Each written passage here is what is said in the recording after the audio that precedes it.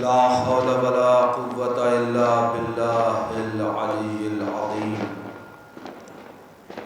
حسبنا الله ونعم الوكيل نعم المولى ونعم النصير بسم الله الرحمن الرحيم الحمد لله الواحد الأحد الفرد الصمد الذي لم يلد ولم يولد ولم يكن له كفوا أحد ثم الصلاة والسلام والتحية والإكرام على الرسول الأمي المكي المدني الهاشمي القرشي المطلبي مولانا ومولى الكونين جد الحسن والحسين أبي القاسم المصطفى محمد صلى الله عليه وسلم ولعنة الله على أعدائهم أجمعين من الآن إلى قيام يوم الدين وبعد يوم الدين اللهم لعن قاتلي فاطمة الزهراء سلام الله عليها اللهم لعن قتلة الحسين وأولاده وأصحابه أجمعين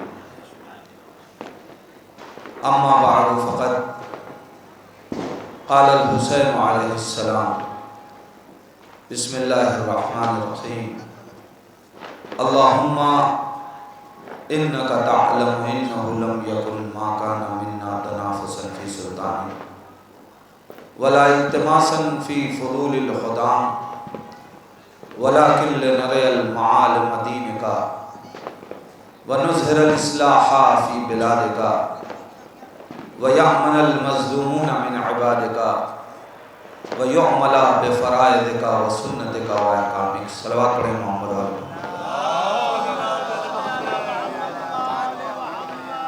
عزیزان ایمان،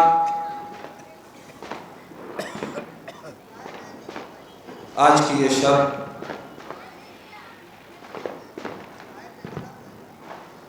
مصیبتوں سے بھری ہوئی شب ہے۔ ایک طرف غم حسین کا سلسلہ اور پھر پیغمبر اسلام کی شہادت اور اس کے ساتھ ساتھ حسن سبزقبا کی شہادت کی تاریخ۔ انسان اگر ذرا سا غور کرے تو آج کی شب پورے عالم اسلام کو آج کا دن جو گزرا یہ شب غموں کے ساتھ گزارنی چاہیے تھی۔ عالم اسلام کا کوئی بھی فرقہ ہو اسے آج کی شب اور جو دن گزرا ہے اس کو غم و علم میں اس لیے بسر کرنا چاہیے تھا کہ یہ شہادت رسول کی تاریخ ہے۔ اور عزیزان ایمان، میں کسی سے شکوہ نہیں کر رہا ہوں کہ کوئی فرش عزا پہ ہمارے ساتھ کیوں نہیں ہے، کوئی اس غم میں ہمارے ساتھ شریک کیوں نہیں ہے۔ میں شکوہ نہیں کر رہا ہوں، میں تو صرف اتنا جانتا ہوں کہ جس مملکت میں انسان زندگی گزارتا ہے، جس مملکت کا باشندہ ہوتا ہے، جہاں کی وہ رعایا ہوتا ہے، اگر اس مملکت کا بادشاہ دنیا سے چلا جائے تو جو بھی اس ملک کے رہنے والے ہیں وہ اپنے بادشاہ کا غم مناتے ہیں، اپنے حاکم کا سوگ مناتے ہیں۔ عزیزان ایمان، اگر ہمارے ملک سے ہمارے ملک کا حاکم دنیا سے چلا جائے تو جو بھی ہندوستانی ہے وہ اپنے ملک کے حاکم کا غم منائے گا، انسانی طور پہ۔ کیوں؟ دوسرے ممالک سے نہیں سوال کیا جائے گا کہ تم غم کیوں نہیں منا رہے ہو، لیکن اگر کوئی ہندوستانی ہے تو بہرحال اسے اظہار غم کرنا پڑے گا، اسے احساس غم کرنا پڑے گا۔ کیوں؟ اس لیے کہ وہ ہندوستان کا رہنے والا ہے۔ عزیزوں، ہم کسی سے کہتے نہیں کہ وہ آئے اور آ کے اس غم میں شریک ہو، حسین کا غم منائے، حسن کے غم میں شریک ہو۔ ہم تو صرف اتنا جانتے ہیں کہ جو بھی اپنے کو جنتی محسوس کر رہا ہے اسے چاہیے کہ وہ حسن اور حسین کا غم منائے، اس لیے کہ پیغمبر اسلام کی حدیث ہے، الحسن والحسین سید شباب اہل الجنہ، حسن اور حسین جوانان جنت کے سردار ہیں۔ تو اب جو بھی جنتی اپنے کو محسوس کر رہا ہے اسے چاہیے کہ جب سردار جنت کی شہادت کی تاریخ آئے تو وہ فرش عزا پہ نظر آئے۔ اب اگر کوئی فرش عزا پہ نہیں ہے تو اس کا مطلب دو ہی باتیں ہیں، یا تو وہ اپنے کو جنتی محسوس نہ کرے تو پھر کوئی شکوہ نہیں ہے، لیکن اگر اپنے کو جنتی محسوس کر رہے ہو تو فرش عزا پہ آؤ، اس لیے کہ سردار جوانان جنت کا غم۔ اور عزیزان ایمان، اس لیے بھی ہر کلمہ گو کو امام حسن اور امام حسین کی یاد منانی چاہیے کہ امام حسن اور امام حسین کی شہادت، اس کے راز کو پہچان لے اگر کائنات، تو اگر کلمہ پڑھ رہا ہے رسول کا تو وہ غم منائے گا۔ اس لیے کہ ہم نے نہیں کہا، سر الشہادتین میں شاہ محدث دہلوی نے رمز شہادت حسنین کو بیان کرتے ہوئے فرمایا کہ چونکہ اللہ کا دامن، اللہ کے رسول کا دامن شہادت جیسی فضیلت سے خالی تھا۔ اب دیکھیے، یہ بات جس کی ہے وہ جانے، میں نقل کر رہا ہوں، یہ میرا عقیدہ نہیں ہے، اس لیے کہ ہمارا عقیدہ یہ ہے کہ کوئی نعمت اس وقت تک نعمت بن ہی نہیں سکتی جب تک رسول اسلام کے در پہ نہ آ جائے۔ لیکن شاہ محدث دہلوی نے لکھا کہ پیغمبر اسلام کا دامن شہادت جیسی فضیلت سے خالی تھا۔ اور یہ بھی عجیب المیہ ہے عزیزان ایمان، غور کرنے کی بات ہے کہ ہم رسول کی محبت میں مر جائیں تو شہید کہلائیں، اور رسول ہی شہید نہیں ہوئے، پیغمبر اسلام کو شہید نہیں مانا جاتا۔ اور جبکہ شہادت جیسی عظیم فضیلت، یہ کیسے ممکن ہے کہ وہ رسول کے دامن سے متمسک نہ ہو؟ لیکن مجھے نہیں معلوم کہ پیغمبر اسلام کو شہید ماننے سے انکار کیوں کیا جاتا ہے۔ شاید اس کی وجہ یہ ہو کہ اگر شہید مانیں گے تو کسی نہ کسی قاتل کو پیش کرنا پڑے گا۔ ایک صلوات پڑھیں نا محمد و آل محمد پر۔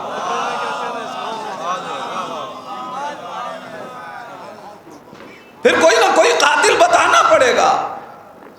تو اب رسول سے فضیلت چھینی جا رہی ہے یا قاتل کے چہرے پہ نقاب ڈالی جا رہی ہے؟ فیصلہ عالم اسلام کرے۔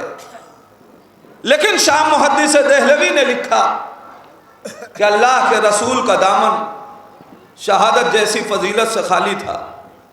جب اللہ نے چاہا کہ اپنے نبی کے دامن میں یہ فضیلت پہنچائے تو چونکہ شہادت دو طریقے کی ہوتی ہے، ایک تلوار کی شہادت، ایک زہر کی شہادت، لہذا اللہ نے رسول کے دو نواسوں کا انتخاب کیا۔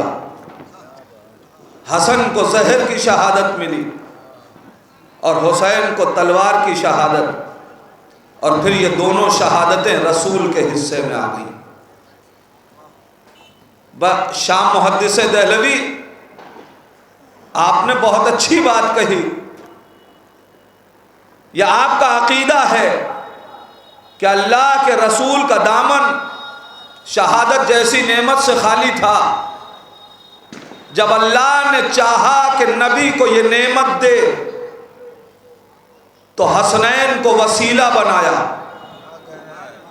اور یہ نعمت رسول کے دامن تک پہنچائی.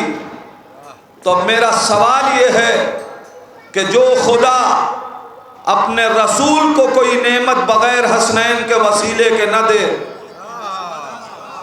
ہم دو رکعتی مسلمانوں کو کوئی نعمت بغیر حسنین کے وسیلے کے کیسے مل جائے گی؟ ایک صلوات پڑھیں محمد و آل محمد. لیکن عزیزان ایمان، وہ فرماتے ہیں کہ چونکہ شہادت دو طریقے کی، ایک تلوار کی شہادت، ایک زہر کی شہادت. آپ ذرا پہچانیں کہا کیا جا رہا ہے. کہ جب یہ دونوں شہادتیں ملی اور ان دونوں شہادتوں کو ملا کے رسول کے دامن میں پہنچایا گیا، اس لیے کہ شہادت دو طریقے کی ہے، ایک تلوار کی، ایک زہر کی. یعنی ان کی نگاہ میں تنہا تلوار کی شہادت بھی ناقص، تنہا زہر سے شہادت بھی ناقص. یعنی آپ ذرا محسوس کریں، ایک بات کہنے کے لیے بھی جو فضیلت امام حسن اور حسین کو ملی، اس میں بھی نقص کا پہلو تلاش کیا گیا کہ تنہا زہر کی شہادت میں نقص، تنہا تلوار کی شہادت میں نقص. بھائی نفس تو انسان کا ایک ہے، یا تلوار سے قتل ہو جائے گا یا زہر سے مارا جائے گا، مگر اس میں نقص پیدا کیا گیا. لیکن میں سوال کرنا چاہوں گا کہ اگر آپ نقص پیدا بھی کریں تب بھی یہ خدا کا کرم ہے کہ اگر یہ دونوں شہادتیں مل کے بھی کہیں نظر آئیں تو وہ بھی اسی گھرانے میں، اس لیے کہ علی کو جس تلوار سے شہید کیا گیا وہ زہر آلود بھی تھی. لہذا کل ایمان کی شہادت میں بھی نقص پیدا نہ کر سکے. خداوند عالم امیر کائنات کو جو کل ایمان ہے اس کی عظمتوں کو اجاگر کرنے کے لیے ایک صلوات پڑھیں محمد آل محمد. ایک اور صلوات پڑھیں محمد آل محمد. آپ ذرا محسوس کریں کہ اللہ کے رسول کا دامن شہادت جیسی فضیلت سے خالی تھا. جب اللہ نے چاہا، شام محدث دہلوی لکھ رہے ہیں کہ یہ شہادت رسول کے دامن میں پہنچے تو حسنین کو وسیلہ بنایا.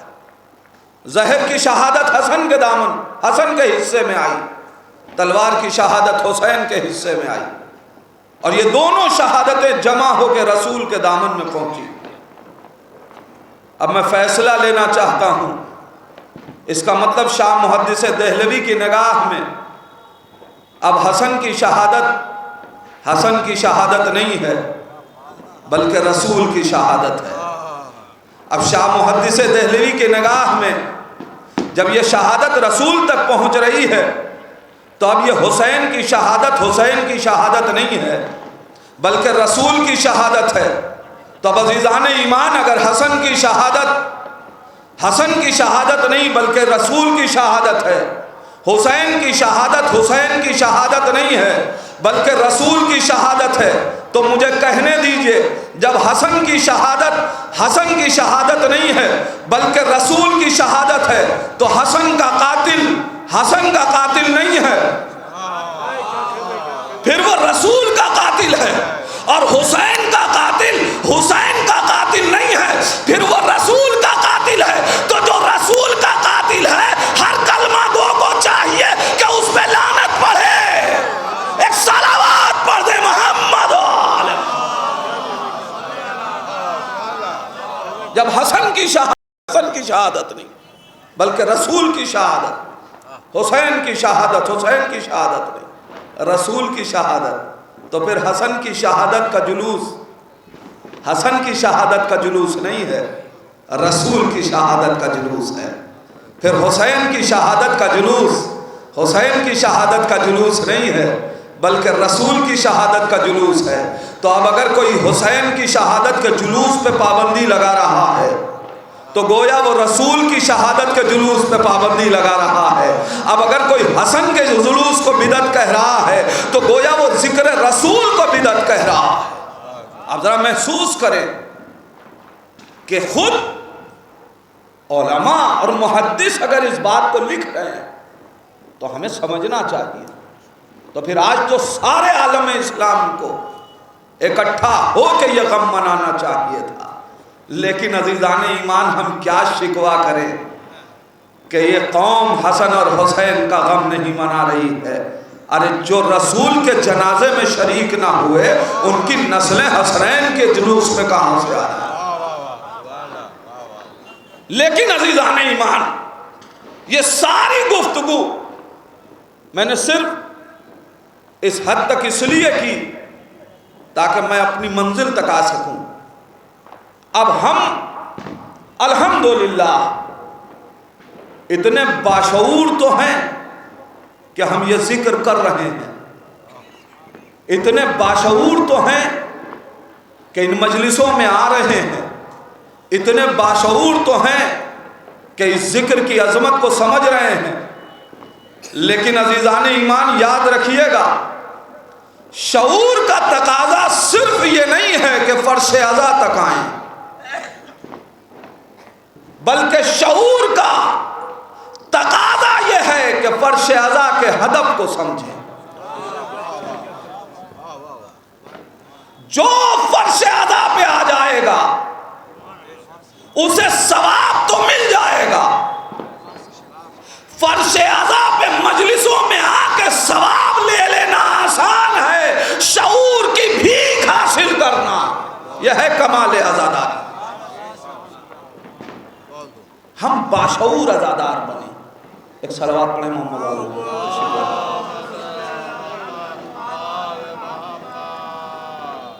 ایک اور صلوات پڑھیں محمد۔ ہمیں چاہیے کہ ہم باشعور عزادار بنیں۔ کیوں باشعور عزادار بنیں؟ عزاداری کر رہے ہیں، ثواب تو مل ہی رہا۔ عزیزان ایمان اس لیے باشعور عزادار بنیں۔ روایت سنا کرتے ہیں آپ کہ جب سرکار سید الشہداء کائنات میں آئے، پیغمبر اسلام کی آغوش میں تھے، روایت ہزاروں بار کی سنی ہوئی مگر تجزیہ کر رہا ہوں، محسوس کیجئے گا ایک پیغام ہے، اور اس روایت میں بڑے عظیم پیغامات ہیں کہ شاید ہم نے اس کی طرف توجہ نہیں کی۔ امام دنیا میں آئے، پیغمبر اسلام اپنی آغوش میں لیے ہیں، پیار کر رہے ہیں۔ اتنے میں جبریل امین نازل ہوئے، یا رسول اللہ آپ جس نواسے کو پیار کر رہے ہیں یہ نواسا کربلا میں شہید کیا جائے گا۔ نبی کریم نے اتنا سنا، نبی کی آنکھوں میں شہادت حسینی کی خبر سن کے آنسو آ گئے، نبی رونے لگے۔ جناب سیدہ نے دیکھا، بابا رونے کا سبب نہیں محسوس کیا۔ اس کا مطلب یہ ہے کہ صرف رونا کافی نہیں ہے، رونے کا سبب بھی معلوم ہونا چاہیے۔ یہی ہے شعور عزا۔ بابا رونے کا سبب کا سیدہ یہ میرا لال دین کی حفاظت میں کربلا میں شہید کیا جائے گا۔ بابا آپ ہوں گے؟ نہیں۔ علی ہوں گے؟ نہیں۔ میں رہوں گی؟ نہیں۔ حسن ہوں گے؟ نہیں۔ اب جناب سیدہ نے کیا کہا؟ پھر میرے لال پہ کون روئے گا؟ روایت بہت سنی ہے آپ نے یہ، اب نتیجہ دے رہا ہوں عزیزان ایمان۔ سیدہ کس سے پوچھ رہی ہیں؟ صاحب شریعت سے۔ کیا پوچھ رہی ہیں؟ کہ حسین پہ کیوں روئے؟ رسول نے کہا یہ شہید کیا جائے گا۔ کیوں روئے؟ کہا شہید کیا جائے گا۔ کیوں روئے؟ کہا شہید کیا جائے گا۔ عزیزان ایمان، نبی نے خود شہادت کی خبر سن کے آنسو بہا کے بتایا کہ شہیدوں پہ رونا بدعت نہیں ہے، سنت رسول ہے۔ پیغام دیکھیں، کیوں روئے؟ کہا اس لیے کہ شہید کیا جائے گا۔ آپ ہوں گے؟ نہیں۔ علی ہوں گے؟ نہیں۔ پھر میرے رال پہ کون روئے گا؟ عزیزان ایمان، چونکہ کائنات یہ سوچ سکتی تھی کہ شہادت سے پہلے تک شہادت کی خبر سن کے رویا جا سکتا ہے، مگر شہادت ہے ایک فضیلت۔ کہا جاتا ہے اب جو شہید ہو گیا تو اس پہ رونے کی کیا ضرورت ہے؟ شہادت کے بعد پوچھا کہ جب ہم میں سے کوئی نہ ہوگا تو آنسو کون بہائے گا؟ اگر شہادت کے بعد رونا بدعت تھا تو نبی کو کہنا چاہیے تھا اے سیدہ یہ کیا پوچھ رہی ہو؟ کہیں شہیدوں پہ رویا جاتا ہے؟ کہیں شہیدوں کا آنسو بہایا جاتا ہے؟ شہیدوں پہ رویا نہیں جاتا۔ کیوں نہیں روتے صاحب؟ کہ شہید زندہ ہے، زندہ پہ رونے کی کیا ضرورت؟ میں نے کہا بات اچھی ہے، اب جو زندہ ہو پھر رونا نہیں چاہیے اس کے لیے؟ تو یہ فطرت سے گریز ہے، اس لیے کہ بچہ ماں باپ کے لیے روتا ہے بچپنے میں۔ کیوں؟ جب ماں کو نہیں دیکھتا یا ماں کی توجہ نہیں ملتی تو بچہ رو کے اس کی توجہ حاصل کرتا ہے۔ عزیزان ایمان، ہم بھی گریا کرتے ہیں تاکہ جنہیں برکتیں ملی ہیں ان کی توجہ ہمیں مل جائے۔ کہنے نہیں رونا چاہیے، اس لیے کہ جو زندہ ہے اس کے لیے روئیں گے۔ باپ بیٹا سفر پہ جا رہا ہے، ماں رونے لگی، کوئی ماں سے کہہ دے کہ بیٹا آپ کا زندہ ہے، آپ کیوں رو رہی ہیں؟ ماں کہے گی مرنے ہی پہ نہیں رویا جاتا، فراق پہ بھی رویا جاتا ہے۔ عزیزان ایمان، ہمیں معلوم ہے کہ وہ زندہ ہے، مگر چونکہ اب ہمارے درمیان نہیں ہے لہذا ہم ان کی جدائی پہ رو رہے ہیں۔ ہم اس پہ تھوڑی رو رہے ہیں کہ ان کو کیوں شہادت مل گئی۔ یہ خوشی کی بات ہے، یہ شرف کی بات ہے، مگر فراق انسان کی فطرت کا تقاضا ہے کہ اس پہ گریہ کیا جائے۔ اب عزیزان ایمان، سیدہ پوچھ رہی ہیں نا، کیا سیدہ کو شرعی مسائل نہیں معلوم کہ شہیدوں پہ رونا چاہیے یا نہیں رونا چاہیے؟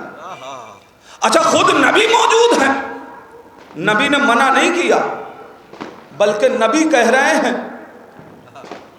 کہ سیدہ گھبراؤ نہیں، میری امت کے جوان حسین کے جوانوں کا ماتم کریں گے، میری امت کی عورتیں حسین کی عورتوں کا ماتم کریں گی، میری امت کے ضعیف حسین کے ضعیفوں کا ماتم کریں گے۔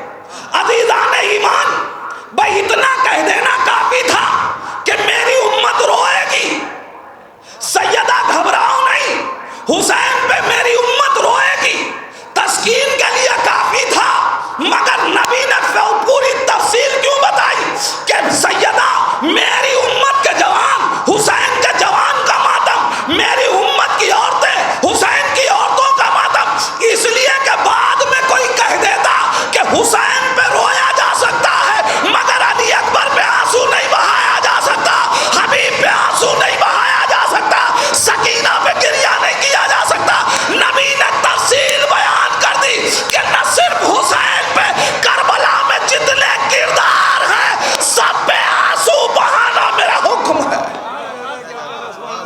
اب آپ پہچانے کیا کہہ رہے ہیں نبی. ایک روایت کتنے پیغامات لیے.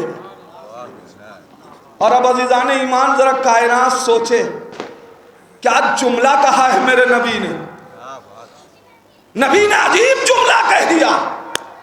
میری امت کے جوان حسین کے جوانوں کا، میری امت کے مرد حسین کے مردوں کا ماتم، میری امت کی عورتیں حسین کی عورتوں کا ماتم.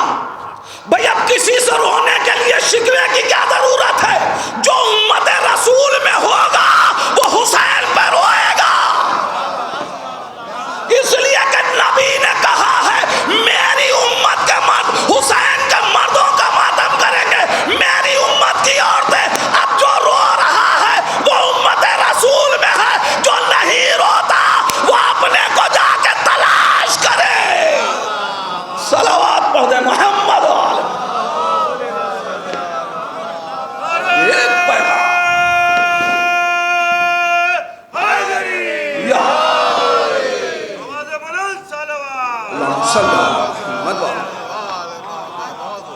ایک روایت میں کتنے پیغام دے رہے ہیں نبی کہ اب نمازوں سے پہچاننے کی ضرورت نہیں ہے، روزوں سے پہچاننے کی کوشش نہ کرنا، حج سے پہچاننے کی کوشش نہ کرنا.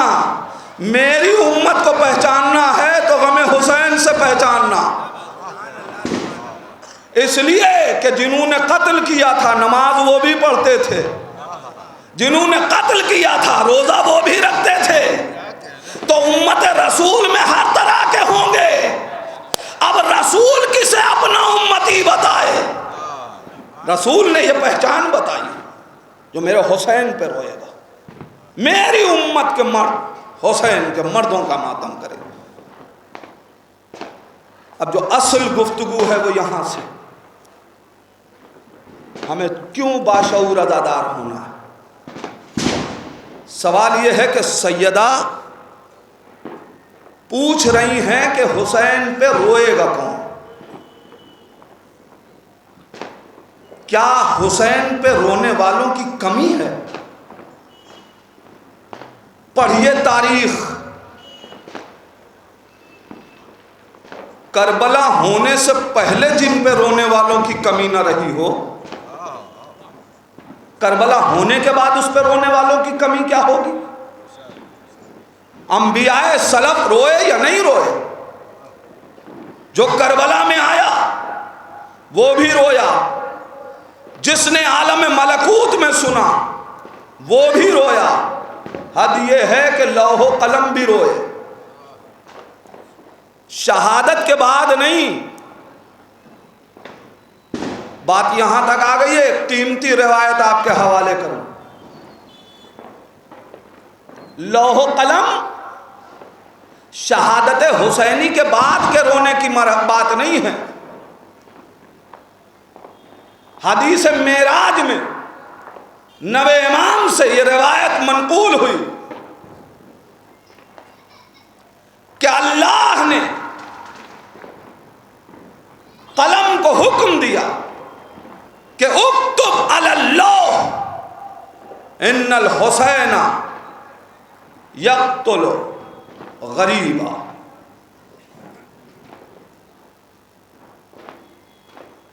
ایک قلم لوح پہ لکھ دے کہ حسین کو عالم غربت میں قتل کیا جائے گا. قلم نے فوراً پروردگار سے سوال کیا، یا رب ومن یقتلہ، اے میرے پروردگار حسین کو قتل کون کرے گا؟ اللہ نے کہا یزید. اب اس کے بعد حدیث کا عجیب جملہ ہے، فجر القلم علی اللوح بلعنہ. بس قلم نے حرکت کی لوح پہ اور یزید پہ لعنت لکھنے لگا.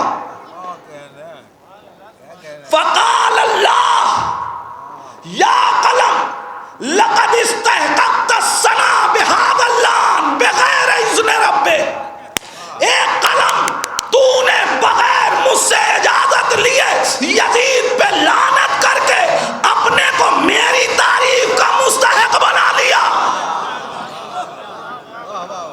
یا قلم لقد استحققت الثنا بہذا اللعن، تو نے اس لعنت کی بنیاد پہ اپنے کو میری تعریف کا مستحق بنا لیا۔ بھئی ایک بات سمجھ میں آئی کہ اب جو یہ چاہتا ہے کہ خدا اس کی تعریف کرے، اسے چاہیے کہ وہ حسین کے قاتل پہ لعنت کرے، اس لیے کہ حدیث کہہ رہی ہے کہ اے قلم تو نے اپنے کو مستحق بنا لیا، میری تعریف کا۔ عزیزان ایمان پوچھئے پروردگار اس قلم نے لوح پہ کیا کیا لکھا؟ کسی چیز پہ تو نے یہ نہیں کہا کہ تو نے میری تعریف کا مستحق بنا لیا خود کو۔ توحید لکھی یا نہیں لکھی، رسالت لکھی یا نہیں لکھی، پورا قرآن لکھا یا نہیں لکھا، پوری شریعت لکھی یا نہیں لکھی، پروردگار نماز کا حکم لکھا، روزے کا حکم لکھا، یہ ساری چیزیں لکھنے کے باوجود تو نے قلم سے نہیں کہا کہ تو نے ہم کو ہماری تعریف کا خود کو مستحق بنا لیا، جبکہ جو کچھ لکھنے کے لیے کہا وہ سب لکھا۔ پروردگار یہ قاتل حسین پہ لعنت کے بعد تو نے یہ کیوں کہا کہ تو نے مجھ اپنی تعریف کو مجھ کو تو نے خود کو میری تعریف کا مستحق بنا لیا۔ عزیزان ایمان عجب نہیں کہ آواز آئے پروردگار کی کہ نادان یاد رکھو، نماز حسین کا قاتل بھی پڑھے گا، روزہ حسین کا قاتل بھی رکھے گا، حج حسین کا قاتل بھی کرے گا، مگر حسین کے قاتلوں پہ لعنت سوائے ان کے کوئی اور نہ کرے گا کہ جس نے معرفت اہل بیت حاصل کر لی، اور جو معرفت اہل بیت حاصل کریں گے اصل میں نماز وہ پڑھیں گے، اصل میں روزہ وہ رکھیں گے، اصل میں حج وہ کریں گے۔ ایک صلوات پڑھیں محمد، اس لیے کہ انہیں معلوم ہوگا۔ زندہ باد، زندہ باد، مردہ باد، مردہ باد، مردہ باد، اللہم صلی علی محمد۔ اس لیے کہ انہیں معرفت ہوگی تب ان کے سجدوں میں عرفان ہوگا، ان کے سجدے میں عبودیت ہوگی، ورنہ ٹکر لگانے والے تو بہت سے ہیں۔ کربلا کے سجدے کو سمجھ کے سر جھکانے والے یہ باشعور ساجد ہیں، یہ باشعور عابد ہیں۔ اب جناب زہرا کو سوال کر رہی ہیں کون روئے گا؟ پروردگار بی بی زہرا کیا حسین پر رونے والوں کی کمی ہے؟ پھر کیوں پوچھ رہی ہیں کہ کون روئے گا؟ سیدہ کو آنسو چاہیے، کیوں معلوم کر رہی ہیں؟ رونے والوں کی کمی نہیں ہے۔ ارے تاریخ کربلا گواہ ہے کہ سن 61 میں زمین روئی، آسمان رویا، پہاڑ روئے، چرند پرند سب روئے۔ تو رو تو سب رہے ہیں، پوری کائنات رو رہی ہے، پھر سیدہ کیوں کہہ رہی ہیں علیہ السلام، کیوں کہہ رہی ہیں؟ وجہ کیا ہے کہ کون روئے گا؟ یہ رونے کے لیے سوال سیدہ نے کیوں کیا کہ حسین شہید ہوں گے تو روئے گا کون؟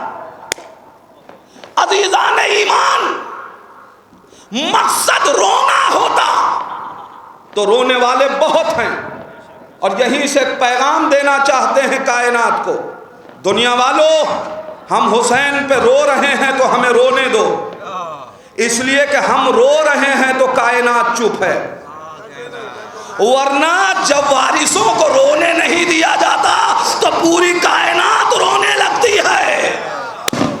سن 61 میں جب کچھ چاہنے والوں کو رونے پہ پابندی لگائی گئی تو پوری کائنات رونے لگی۔ آج ہم رو رہے ہیں تو یہ کائنات چپ ہے، اس لیے کہ ہم رو کے حق مظلومیت حسین کی ادا کر رہے ہیں، ورنہ اگر یہ قوم چپ ہو گئی تو یہ نہ سمجھنا کہ کوئی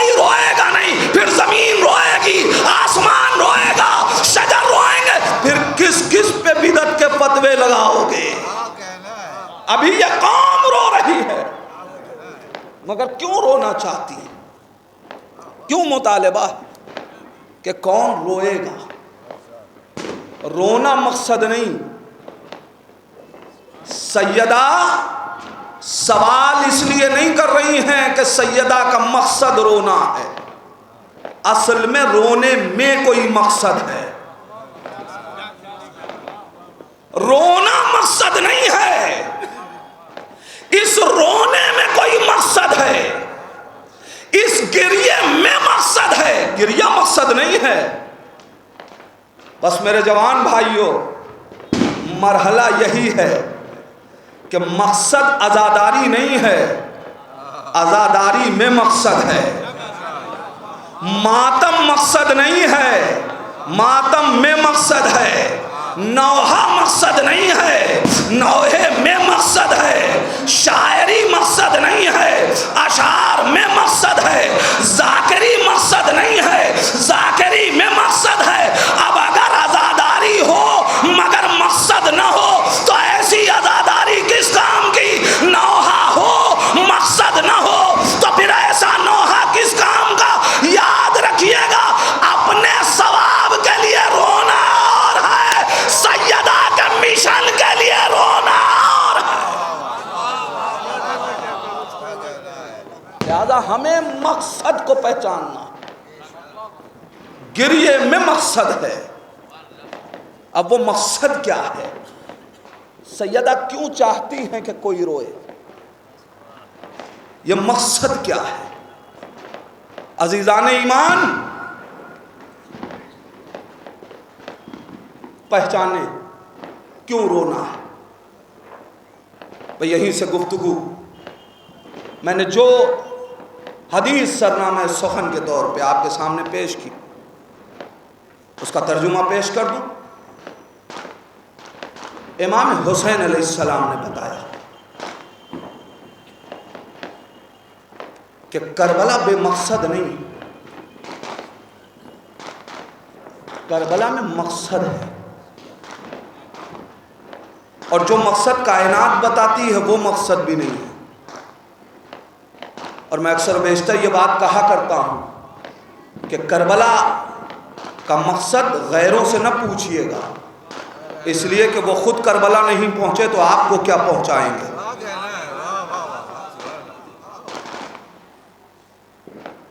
علیہ السلام۔ لہذا مقصد اس سے پوچھئے کہ جس نے کربلا بنائی، اس لیے کہ ادارے کا مقصد بتانے کا حق اسی کو ہے جس نے ادارہ بنایا ہو۔ جب کربلا حسین بنا رہے ہیں، اچھا ہم کیوں پوچھیں کسی سے کہ حسین نے کربلا کیوں بنائی؟ نہیں، صاحبان فہم ہیں۔ میں ایک جملہ کہہ کے آگے بڑھ جاؤں، میں ابن رسول کے ہوتے ہوئے ابن عربی سے کیوں پوچھوں کہ کربلا کیوں بنی؟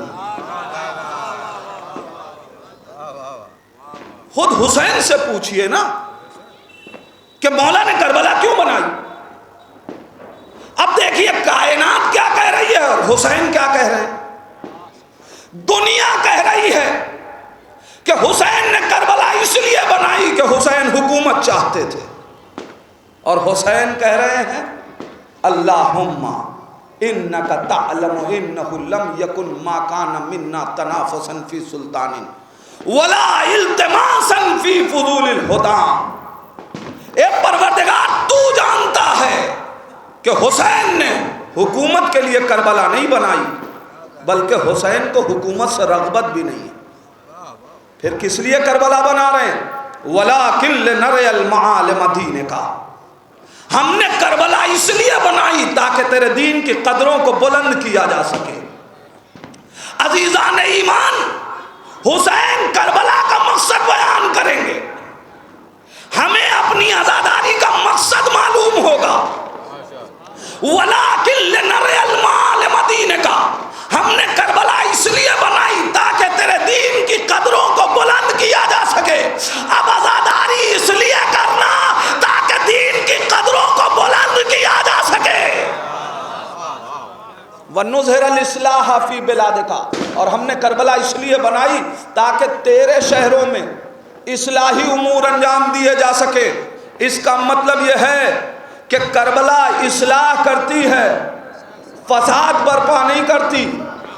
تو اب جو مجلسیں کربلا کی یاد میں ہوں گی وہ اصلاح تو کریں گی، فساد برپا نہیں کر سکتی۔ اب اگر کوئی مجلس فساد کا سبب بن جائے تو یہ سمجھیے گا کہ وہ آپ کی عزاداری تھی، حسین کی عزاداری نہیں ہے۔ اس لیے کہ وَنُظْهِرَ الْإِصْلَاحَ فِي بِلَادِكَ، ہم نے کربلا اس لیے بنائی تاکہ تیرے شہروں میں اصلاحی امور انجام دیے جا سکے۔ وَيَأْمَنَ الْمَظْلُومُونَ مِنْ عِبَادِكَ، اور ہم نے کربلا اس لیے بنائی تاکہ تیرے مظلوم بندوں کو ظالم کے ظلم سے بچایا جا سکے۔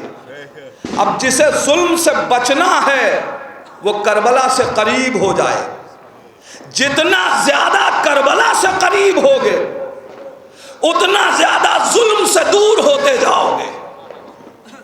عزیزان ایمان، یقین نہ آئے تو میں آپ کے سامنے کچھ حقیقتوں کو بس مثال کے طور پہ رکھ کے اپنی بات اس منزل تک لے جانا چاہتا ہوں۔ عزیزان ایمان، اسلام کیا مطلب؟ یعنی سلامتی، صلح و آشتی، یہی ہے نا مطلب اسلام کا۔ امن، ایمان، امن سے یعنی سکون، راحت۔ اب ذرا غور کیجئے گا، دو ہی باتیں ہیں، ایک اسلام ہے، ایک ایمان۔ ایک مسلمان ہے، ایک مومن ہے۔ تو جو مسلمان ہے اس کے پاس بھی صلح و آشتی ہونی چاہیے، جو مومن ہے اس کے یہاں بھی جھگڑا اور لڑائی نہیں بلکہ امن، سکون، آسائش۔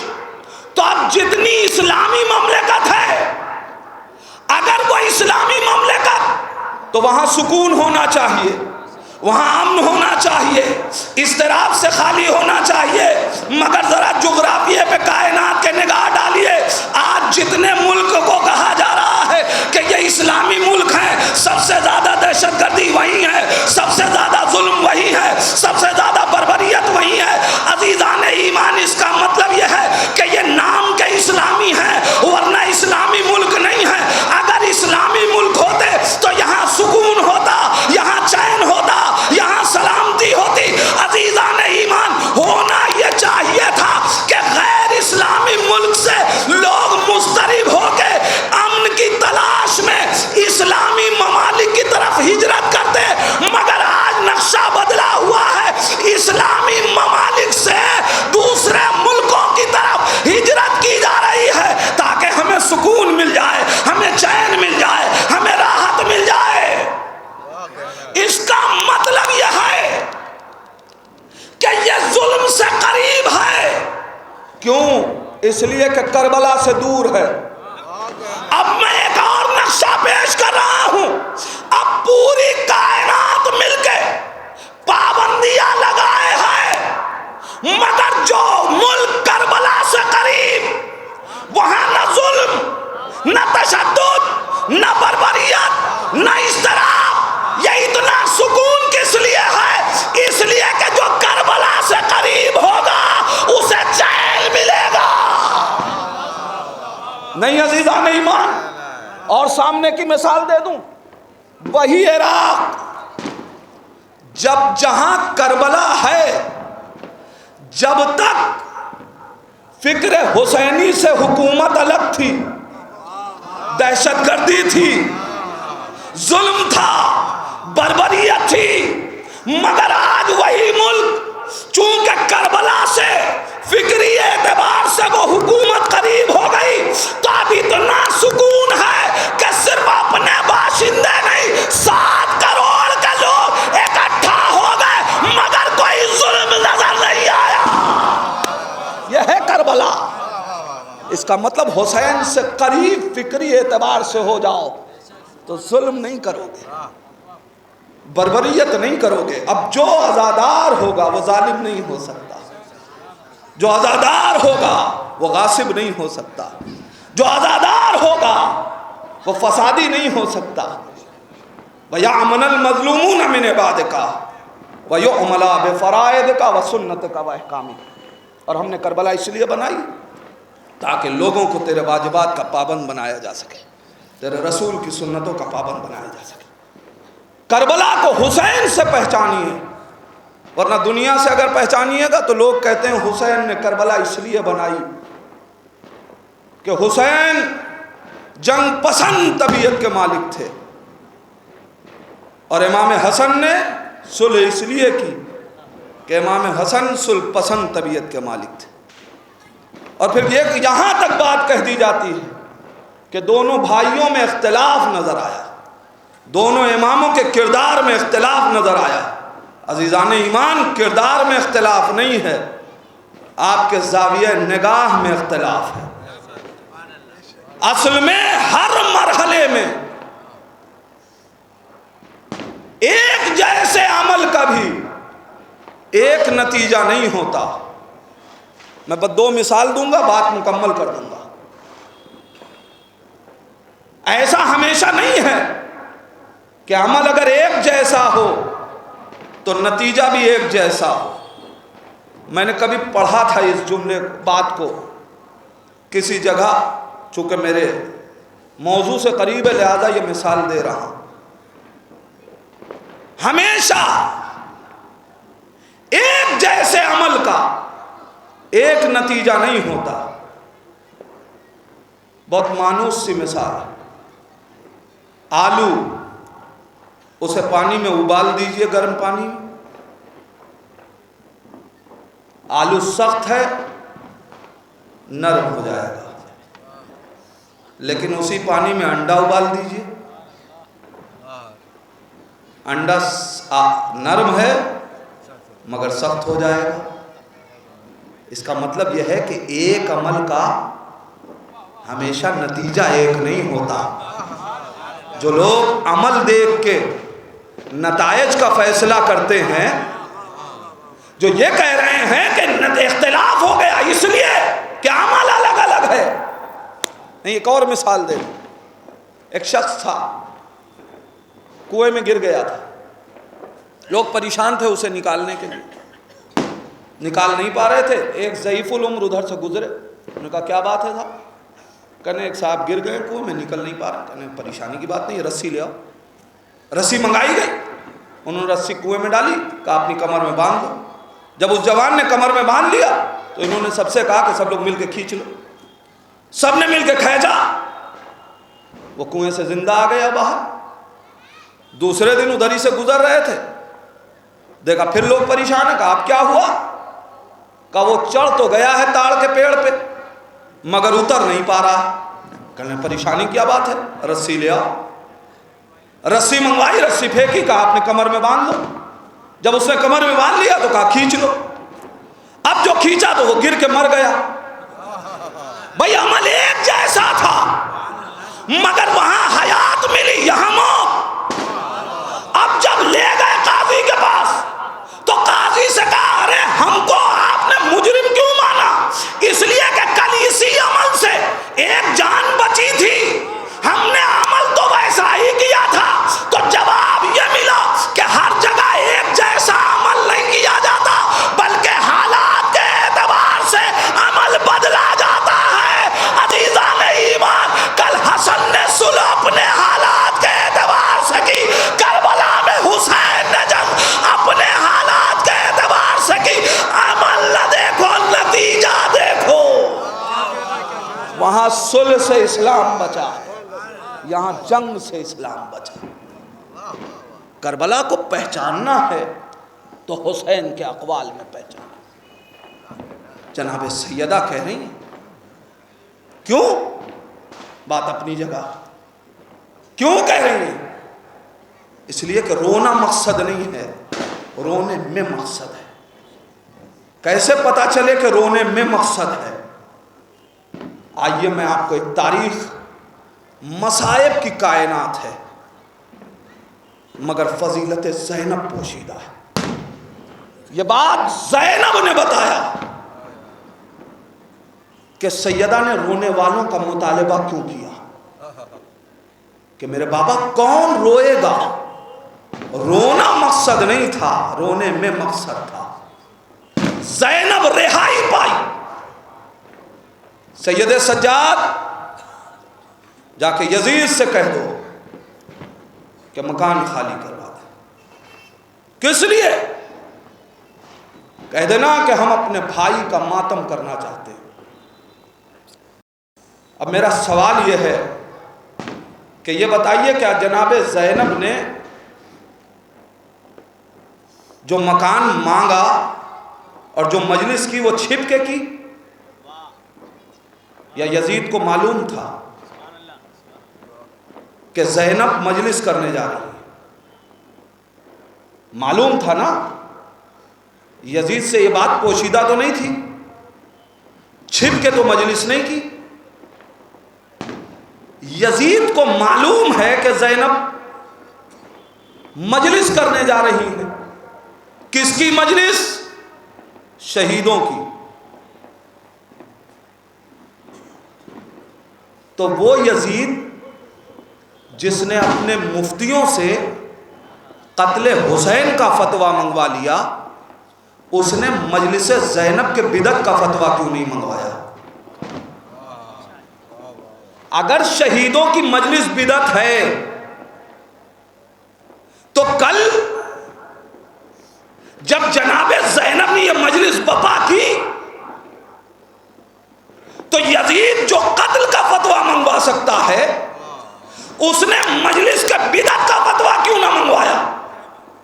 یا کسی مفتی نے کیوں نہ دیا؟ جبکہ مجلس چھپ کے نہیں ہو رہی ہے، بلکہ خود شام کی عورتوں کو بھیجا گیا ہے مجلس کے لیے. عزیزان ایمان، تو جب یزید کے گھر میں زینب نے کھلے عام مجلس کی، جس نے حسین کو قتل کیا، زینب جب وہاں مجلس کر رہی ہیں، تو آج کی حکومتوں کو کیا پریشانی ہے کہ وہ مجلس حسین پہ بدعت کے فتوے لگا رہی ہیں. عزیزان ایمان، جواب یہی آئے گا کہ یزید یہی سمجھ رہا تھا کہ زینب رونا چاہتی ہیں، اپنے بھائی پہ ماتم کرنا چاہتی ہیں. یزید کو معلوم نہ تھا کہ مقصد گریہ نہیں ہے، بلکہ اس گریے میں کوئی مقصد ہے. اصل میں ان کو معلوم نہ تھا کہ یہ مجلسیں قاتلوں کو رسوا کر دیتی ہیں.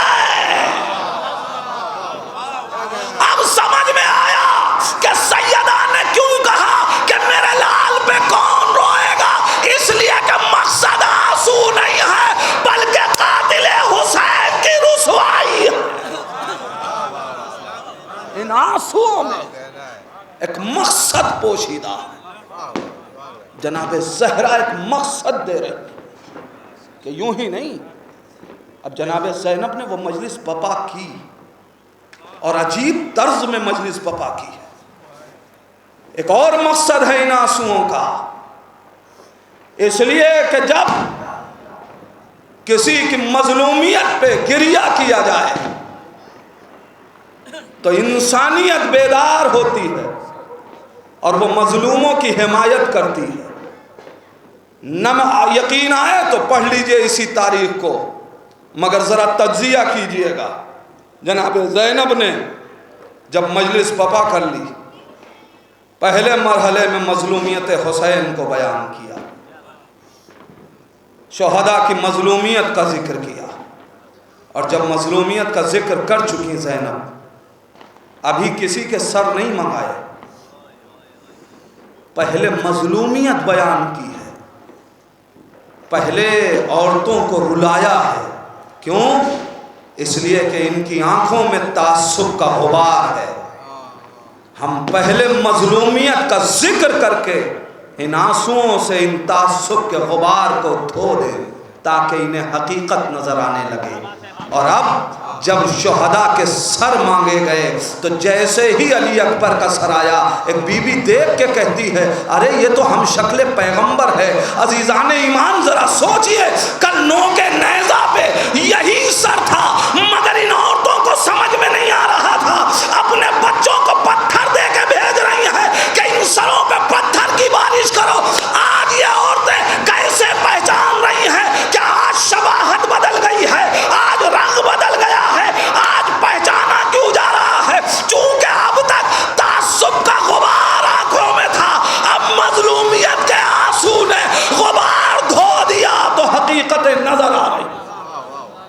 مجلسوں کا کارنامہ ہے، یہ ہے مقصد عزا۔ عزاداری ہم اس لیے نہیں کرتے کہ کسی کا دل دکھائیں، عزاداری ہم اس لیے نہیں کرتے کہ کسی پہ طنز کریں، عزاداری کا مقصد یہ ہے کہ ہم کائنات کی اصلاح کر سکیں۔ اور عزیزان ایمان، بس یہ چند دن باقی ہیں کہ جہاں آپ اس مقصد کو پورا کرنے کے لیے کبھی جلوس کی شکل میں، کبھی شب بیداری کی شکل میں، مگر عزیزو جب انسان کسی مقصد کے تحت کوئی عمل کرتا ہے، بس اپنے جوان بھائیوں کو آخری ایک میسج دے رہا ہوں کہ اگر کوئی کسی مقصد کے تحت کوئی کام کرتا ہے تو جب تک کام کر رہا ہوتا ہے اس وقت تک کام میں منہمک رہتا ہے، مگر جب کام پورا کر لیتا ہے تو اب گھر میں جا کے سو نہیں جاتا، بلکہ بیٹھ کے تجزیہ کرتا ہے کہ آیا ہم نے جس مقصد کے لیے یہ کام کیا تھا وہ کام پورا ہوا یا نہیں ہوا، وہ مقصد حاصل ہوا یا نہیں ہوا۔ میرے جوانوں، ماتم کر رہے ہو، رات بھر شب بیداری کر کے پرسہ دے رہے ہو تو اس کا کوئی مقصد تو ہے، کسی کو حر بنانا چاہتے ہو، کسی تک پیغام حسین پہنچانا چاہتے ہو، لہذا 2 مہینے 8 دن کے بعد اپنے عمل کا تجزیہ کرنا کہ آیا جو ہم نے ماتم کیا اس کا مقصد پہنچا یا نہیں پہنچا، جو عزاداری کی اس کا مقصد پہنچا یا نہیں پہنچا، جو نوئے پڑھے اس کا مقصد پہنچا یا نہیں پہنچا۔ یہ ہے ہمارا اصل کام کہ جہاں ہمیں یہ دیکھنا ہے کہ ہم مقصد عزا کو پہنچا رہے ہیں یا نہیں۔ اب جناب زینب نے عجیب کارنامہ انجام دیا، جب سب کے سر آ گئے تو کہا سید سجاد کہہ دو ہمارے لٹے ہوئے اسباب بھی دے دیں، ہمارے لٹے ہوئے اسباب واپس کر دیں۔ لٹے ہوئے اسباب دیے گئے۔ جس وقت چادریں آئی ہیں ہر بیوی نے اپنی چادر اٹھایا۔ میں کہوں گا بی بی زینب یہاں تو سب شام کی عورتیں ہیں، یہاں کوئی نامحرم نہیں ہے، آپ کو یہاں چادر کی کیا ضرورت ہے، بعد میں چادر منگوا لیجئے گا۔ جناب زینب ابھی چادر کیوں منگوا رہی ہیں؟ یا بی بی اگر آپ کو چادر ہی چاہیے تو کسی بی بی سے مانگ لیجئے، شام کی اتنی عورتیں سر پہ چادر رکھے ہیں، کسی سے چادر مانگ لیے۔ زینب آواز دیں گی نہیں، اگر میں شام کی کسی عورت سے چادر مانگوں گی تو یہ بیویاں یہ سمجھیں گی کہ ہمارا پردہ دیکھ کے زینب کو شعور حجاب آ گیا، ہم ان کے سامنے اپنی چادریں منگوا کے بتائیں گے دنیا والوں دیکھو جسے تم امیر کہہ رہے ہو، جسے تم خلیفہ کہہ رہے ہو، دیکھو یہ کتنا ذلیل ہے کہ ہم با پردہ تھے، بے حجاب نہ تھے، اس نے ہماری چادریں چھینی ہیں۔ زینب پیغام دے رہی ہیں، اس لیے کہ پردے کی اہمیت وہی سمجھ سکتا ہے جو پاپردہ رہنے کا عادی ہو۔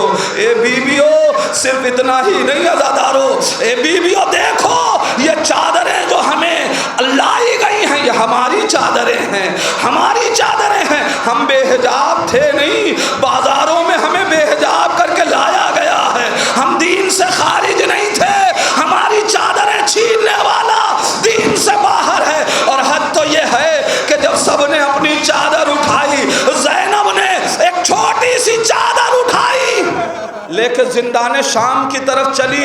اے بی بی بعد میں چلی جائیے گا، ابھی یہ چادر لے کے زندان شام کی طرف جانے کی ضرورت کیا ہے؟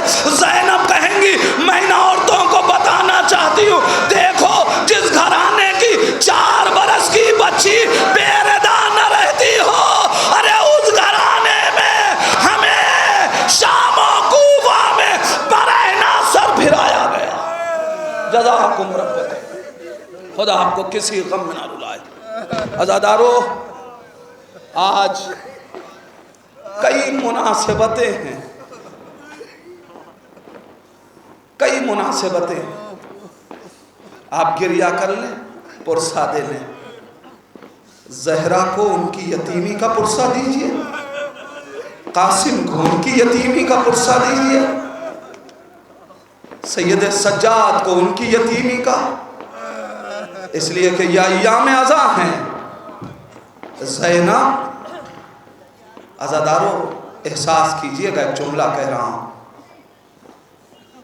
جب گھر میں کسی بزرگ کی شہادت کی تاریخ آئے، وفات کی تاریخ آئے، تو بچے کوشش یہ کرتے ہیں کہ اپنے گھر پہ رہیں تاکہ اپنے بزرگوں کو یاد کر سکیں۔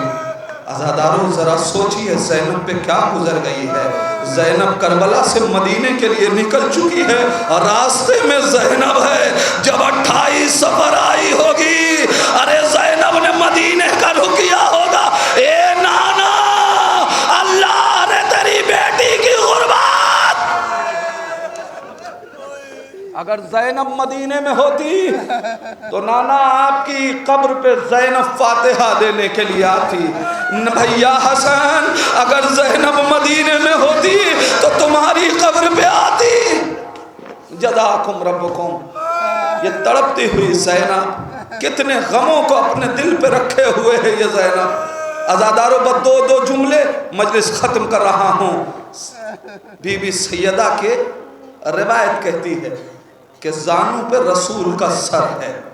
کوئی دخل الباب کر رہا ہے، بار بار سیدہ کہتی ہیں واپس چلے جاؤ، واپس چلے جاؤ، میرا بابا آرام کر رہا ہے، مگر دخل الباب نہیں رکتا۔ سیدہ رونے لگی۔ سیدہ کے گرم گرم رخسار، گرم گرم آنسو نبی کے رخسار مبارک پہ پڑے۔ نبی نے آنکھیں کھولی، بیٹی سیدہ میں بھی زندہ ہوں، رونے کا کیا سبب ہے؟ بابا کوئی ہے جو بار بار دروازے پہ دق الباب کر رہا ہے؟ میں کہہ رہی ہوں میرا بابا آرام کر رہا ہے مگر واپس نہیں جاتا۔ سیدہ یہ تیرے در کا شرف ہے، بیٹی اجازت دے دے تاکہ یہ ملک الموت آ جائے، میری روح قبض کرنے کے لیے آیا ہے۔ عزادارو آپ نے سن لیا نا کہ جب نبی کا دم نکل رہا تھا اس وقت سیدہ کے زانوں پہ رسول کا سر تھا، بیٹی کی آغوش میں باپ کا سر تھا۔ ارے سیدہ بہت روئی، بابا بچھڑ گیا، میں یتیم ہو گئی، مگر دست ادب جوڑ کے کہوں گا اے نبی بی فاطمہ، ارے جب آپ کے بابا کا سر آپ کی آغوش میں تھا تو دھڑ سے جدا نہ تھا، تن کربلا میں سر شام میں ایسا تو نہ تھا، مگر اللہ اللہ ارے جب 4 برس کی بچی ارے زندان شام ارے بابا کا ساتھ اپنی آغوش میں لیا۔ جزاکم ربکم۔ عزادارو تاریخوں نے کتنی مصیبتیں کون بیان کر سکتا ہے اہل حرم کی۔ رسول دنیا سے چلے گئے، رسول دنیا سے چلے گئے۔ عزادارو میں نے مجلس ختم کر دی، امام حسن کے لیے پرسہ دے لیجئے عزادارو، جناب قاسم کو، جناب فروا کو، بی بی زینب کو، خود سیدہ کو آج کس کس کا پرسہ دیجئے گا۔ اس ٹوٹی ہوئی قبر سے بی بی ارے کبھی نہ آپ کے مزار پہ، کبھی بیٹے کے ٹوٹی ہوئی قبر پہ، اے میرے لال۔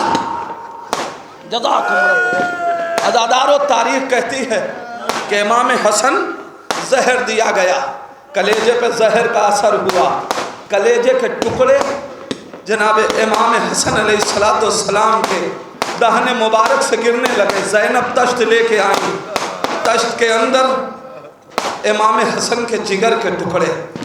زینب نے دیکھا، کیسے برداشت کیا مجھے نہیں معلوم عزادارو، مولا عباس نے کیسے برداشت کیا مجھے نہیں معلوم عزادارو، کیسے فروا نے برداشت کیا مجھے نہیں معلوم، لیکن ہاں عزادارو عجیب منزل ہے، بڑا سخت ہے بی بی، آپ کے بھائی کے جگر کے ٹکڑے تشت میں رکھے ہیں، مگر اے زینب پھر بھی یہ آسان ہے، اس لیے کہ یہاں رونے پہ پابندی تو نہیں ہے، بھائی کا غم منانے پہ پابندی نہیں ہے، یہاں جگر کے ٹکڑے ہیں، مگر کل زندان شام ہوگا، ارے تشت ہوگا، حسین کا کٹا ہوا سر ہوگا، ارے بیٹی جب چاہے گی بابا کا سر لے لے، روک دیا جائے گا، سکینہ ایسے نہیں، ارے خدا آواز دو۔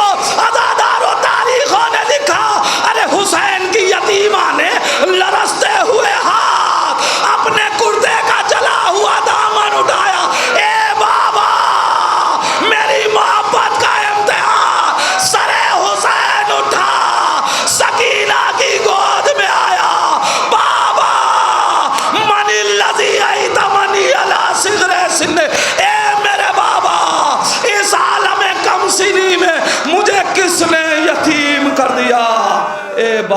میری سکینہ تماچے کا۔